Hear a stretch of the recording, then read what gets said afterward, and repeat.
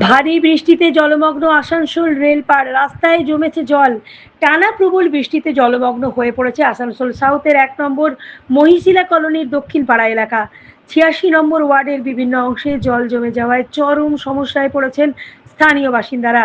রাস্তাঘাটে জল জমে যাওয়ায় স্বাভাবিক যাতায়াত ব্যাহত হয়েছে। সকাল থেকে বৃষ্টির যে জল বৃষ্টি বাড়তে আরম্ভ থাকায় হয়েছে স্থানীয় বাসিন্দাদের মধ্যে তৈরি হয়েছে বাড়ির উদ্বেগ। অবস্থা বিশেষ ভীষণ। করে নিচু কতদিন থাকবে এই এলাকাগুলিতে জলটা পরিস্থিতি কি জানি। আরও খারাপ হওয়ার আশঙ্কা করছেন বাসিন্দারা।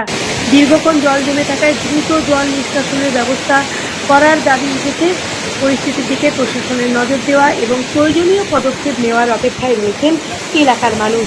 এদিকে প্রবল বৃষ্টিতে সমস্যায় পড়া আসানসোল উত্তরের বাসিন্দাদের জরুরি সহায়তার জন্য কৃষ্ণেন্দু মুখার্জি কানেক্ট হেল্পলাইন চালু রাখার কথা জানানো হয়েছে। প্রয়োজনে 9593222255 নম্বরে যোগাযোগ করার আবেদন জানানো হয়েছে। দেখতে থাকুন বিপ্লবী সংবাদ দর্পণ ডিজিটাল মিডিয়াতে, সঙ্গে দীপান্বিতা।